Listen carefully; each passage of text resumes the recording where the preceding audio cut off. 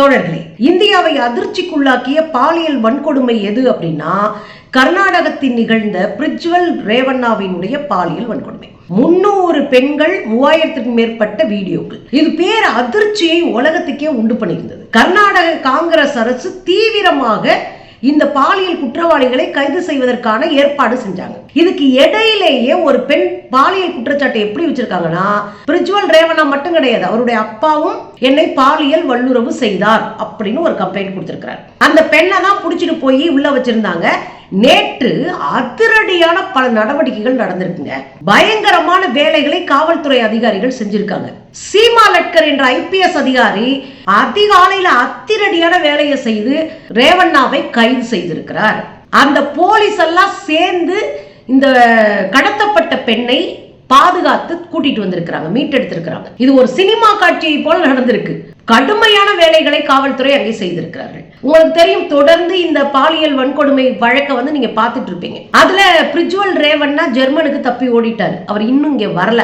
எனக்கு கொஞ்சம் கால அவகாசம் கொடுங்க, நான் வர்றேன் அப்படின்னு இந்திய அரசிடம் கேட்டிருக்கிறார். இதுக்கு இடையில அவர் வரமாட்டாரு, அவரை கைது பண்ணணும்னா CBI கிட்ட சொல்லி ப்ளூ கார்னர் நோட்டீஸ் கொடுங்க அப்படின்னு சொல்லி இந்திய அரசிடம் கர்நாடக அரசு வலியுறுத்தி இருக்கு. இந்த CBI கிட்ட சொல்லி ப்ளூ கார்னர் நோட்டீஸ்னா என்னன்னா, இன்டர்போல் இருக்கு இல்லையா, உலக அளவுல இருக்கிற காவல்துறை, இந்த உலக அளவுல இருக்கிற காவல்துறை கிட்ட ப்ளூ கார்னர் நோட்டீஸ் கொடுத்துட்டோம்னா எந்த விமான நிலையத்தில் அவர் ஏறினா கூட அவர் அடையாளம் கண்டுபிடிச்சு அவரை அங்கேயே அரெஸ்ட் பண்ணி உட்கார வச்சிருவாங்க.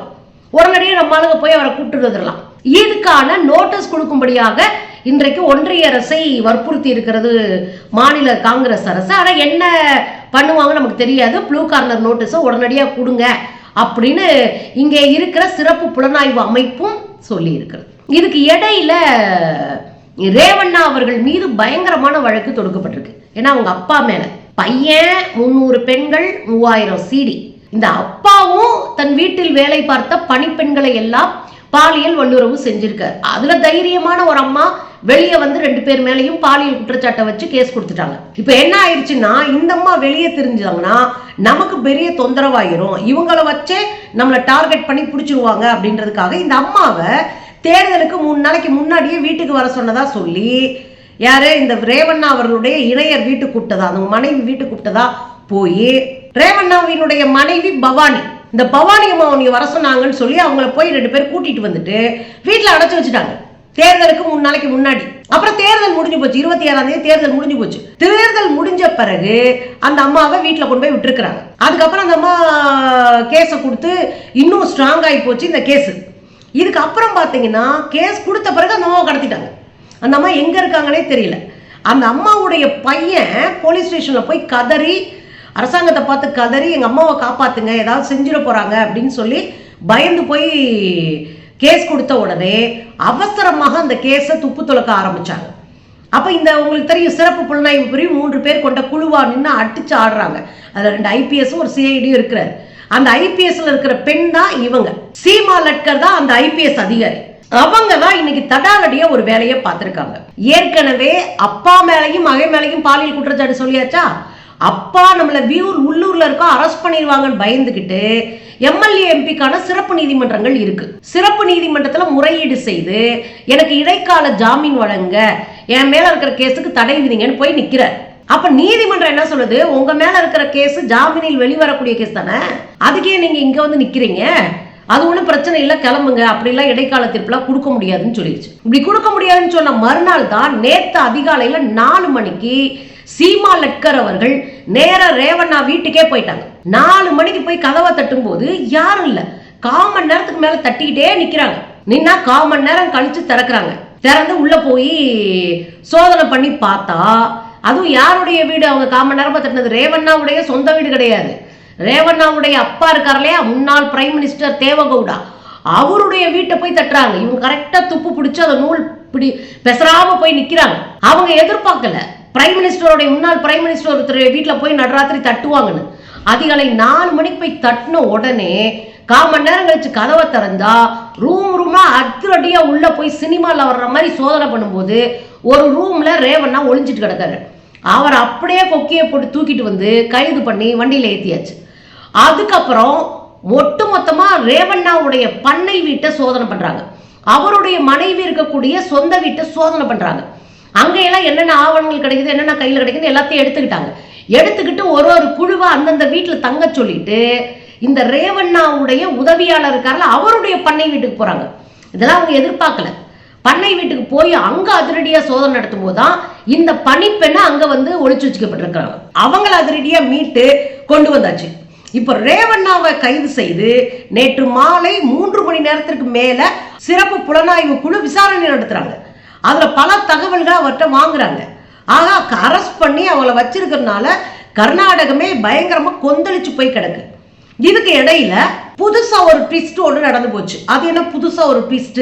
இந்த 300 பேர் இருக்கிறாங்கல்ல, பாலியல் வல்லுறவுக்கு ஆளானவர்கள் 300 பேர் உங்களுக்கு தெரியும். சொந்த கட்சி பெண்ணு, அதே மாதிரி உதவி கேட்ட வந்த பெண்கள், மாநிலத்தின் உயர் அதிகாரத்தில் இருக்கிற பெண்கள், அப்புறம் தான் வீட்டில் பணிபுரிகிற பெண்கள், தனக்கு தெரிஞ்சவங்க போனவங்க எல்லார் மேலேயும் கை வச்சிருக்கு இந்த 2 கும்பலும். அப்ப அந்த பிரிஜ்வல் ரேவண்ணா 300 பேரை வந்து பாலியல் வல்லுறவு செஞ்சிருக்காரு. அதை காட்டி காட்டியே திரும்ப திரும்ப கூப்பிட்டு வந்து எல்லா வேலையும் பார்த்துருக்காப்ல. அப்ப அந்த 300 பேர் அந்த சிடியை வச்சு அந்த வீடியோஸை வச்சு யார் யாருன்னு அடையாளம் கண்டுபிடிச்சு முதல் 10 நபர்களை பெண்களை தேர்வு செஞ்சிருக்காங்க விசாரணைக்காக. இதுக்கு இடையில இந்த அம்மா இருக்கிறாங்க இல்லையா, பிரஜ்வல் ரேவண்ணாவும் என்னை பாலியல் வல்லுறவு செஞ்சாங்கன்னு பணிப்பெண் ஒருத்தவங்க வந்து வாக்குமூலம் கொடுத்திருக்கிறாங்களே, அவங்கள நீதிமன்றத்துல ரகசியமா ஆஜர்படுத்தினாங்க.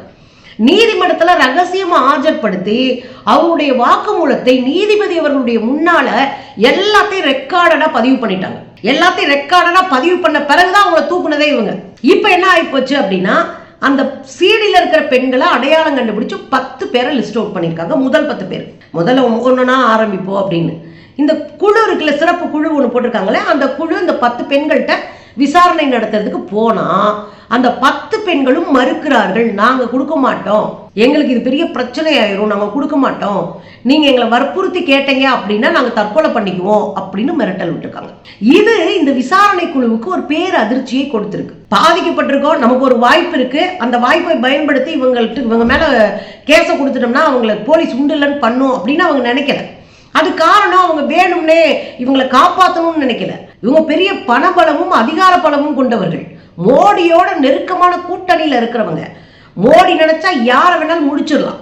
அப்படி பெரிய அதிகார பலமும் பணபலமும் கொண்டவர்களை எதிர்த்து நிற்கிறதுக்கு சாமானிய பெண்கள் பயப்படத்தான் செய்வாங்க, ரொம்ப இயல்பு. இது ஒண்ணு அவங்க மேல ஒரு ஆபாசமா நம்ம எதையும் கற்பனை பண்ணிக்க வேண்டிய அவசியமே இல்லை. இயல்பா யோசிச்சு பார்த்தா அந்த பெண்கள் அச்சப்படுவது நியாயம்தான். நம்ம இன்னைக்கு கேட்டுட்டு போயிருவாங்க, இன்னைக்கு என்கிட்ட வாக்குமூலம் வாங்கிட்டு போயிருவாங்க, நாளைக்கு என்ன பண்ணுவாங்க, என்னுடைய பாதுகாப்பு என்னன்னு அந்த பொண்ணுங்க நினைப்பாங்கல்ல, அதுதான் அங்க நடந்திருக்கு. ரெண்டாவது, இந்த விசாரணைக்கு வர்றாங்கன்னு தெரிஞ்சா குடும்பத்தார்கள் எப்படி ட்ரீட் பண்ணுவாங்க? ஒருவேளை சில குடும்பங்களுக்கு தெரியாமல் கூட மறைச்சிருக்கலாம் அந்த பெண்கள். அப்ப இந்த விஷயத்தை வீட்டுக்கு எடுத்துட்டு போனா அந்த குடும்பத்தில் இருப்பவர்கள், அவர் வீட்டில் இருக்கிற கணவன், மற்றவர்கள் இந்த பெண்ணை புறக்கணிக்க கூடும், குடும்பத்தை விட்டு துரத்தடிக்க கூட கூடும், எது வேணாலும் நடக்கலாம். குடும்பமே 2ஆ போயிருதுக்கும் வாய்ப்பு இருக்கு. அதோட மட்டும் இல்லாம இந்த விஷயம் வெளியே தெரிஞ்சா சொந்தக்காரனும் மதிக்க மாட்டான், சொந்தக்காரனும் விரட்டி அடிப்பான், ஊர் உலகமும் ஒத்துக்காது. ஏன்னா நீங்க இந்த இந்தியாவை பொறுத்தவரை இதுக்கு ஒரு கட்டமைக்கப்பட்ட வடிவம் இருக்கு. அது பாதிக்கப்பட்ட பெண்களைத்தான் திரும்ப திரும்ப துரத்தும். இவன் 300 பேர் மேல கை வச்சுட்டு எனக்கு என்னன்னு ஜெர்மன்ல போய் படுத்தாலும் வந்தானா ஒரு 2 வருஷத்துல மறந்துடும். எப்பயாவது ஞாபகப்படுத்தி திட்டிட்டு போயிட்டே இருப்பாங்களே ஒழிய இந்த பாதிக்கப்பட்டு இருக்கிற பிரச்சனையை எதிர்கொண்ட பெண்கள் மீது பெரிய அளவுல வன்மத்தோடு இந்த சமூகம் அவர்களை பார்க்கும். அதனாலதான் இந்த பெண்கள் பயந்து போயிட்டாங்க. இப்ப குடும்பம் போயிடும், சமூகம் புறக்கணிக்கும், பெரிய அவமானம் உண்டாகும், பொதுவெளியில வேலை தளத்துக்கு போக முடியாது, இயங்க முடியாது அப்படின்னு எக்கச்சக்க பிரச்சனை பெண்களுக்கு இருக்கு.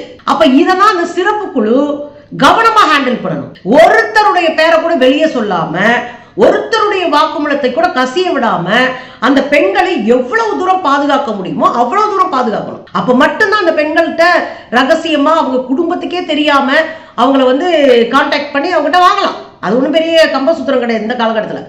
ஆனா அது அவர்களுடைய வாழ்க்கையை ஒட்டடியா புடுங்கி எறிகிற மாதிரியான சூழலை உருவாக்கிடக்கூடாது. இது அரசு இன்னும் கவனமா இருக்கணும். பாலியல் வல்லுறவுல அவங்க அடைந்த மன உளைச்சலை விட கூடுதலான மன உளைச்சலை இந்த விசாரணை செஞ்சிடக்கூடாதுன்றதுலையும் அரசு ரொம்ப கவனமா இருக்கணும்ன்றது நம்மள சார்பில் அவங்களுக்கு ஒரு வேண்டுகோள் கொடுத்துக்கிறோம். ஸோ என்னடா இந்த பிள்ளைங்க அவங்கள காப்பாற்ற ட்ரை பண்ணுதுங்களோ அப்படிலாம் கிடையாது. இந்த பெண்களுக்கு எதிர்காலம் குறித்த அச்சம் இருக்கிறது. அந்த அச்சத்தை போக்கி அவர்களுக்கு பாதுகாப்பு கொடுத்து அவங்களுக்கு கூட நிற்க வேண்டியது அரசினுடைய கடமையும் பொறுப்பும். அதை அவங்க செஞ்சாங்கன்னா இந்த பெண்கள் தைரியமா இன்னும் யாரெல்லாம் வந்து கொடுக்க முடியுமோ அந்த பெண்கள் தைரியமா வந்து வெளியே கொடுப்பாங்க. ஏன்னா அவங்க பேர் வெளியே தெரியாது, அவங்க அட்ரஸோ அவங்க பேரோ அவங்க யாருன்னோ யாருக்குமே தெரியாம ரகசியமாக அவர்களை வைத்து கொண்டால், அவங்க ரகசியமா மெயின்டைன் பண்ணா நிச்சயமாக அவர்கள் ஒத்துழைப்பார்கள். அதை அரசு கைக்கொள்ளணும். ஆக என்ன நடந்திருக்கு அப்படின்னா, ஒரு அதிகாரத்தையும் பணபலத்தையும் வைத்துக் கொண்டு நூற்றுக்கணக்கான பெண்கள் மீது பாலியல் வல்லுறவை செய்து தன்னுடைய தடித்தனத்தை திமிர்த்தனத்தை காட்டின ஒரு கும்பல் சிக்கிறதோட இல்லாம இனிமேல் யாரும் இப்படி செய்யவே முடியாதுன்ற அளவுக்கு அடிச்சு ஆடப்பட்டு கொண்டிருக்கிறது கர்நாடகத்துல. இனி ஒரு அரசியல் வாழ்க்கை என்பதை இந்த கும்பலுக்கே இந்த குடும்பத்துக்கே இல்லாம போச்சு. இந்த சூழல் பிறருக்கு பாடமாக அமையும்.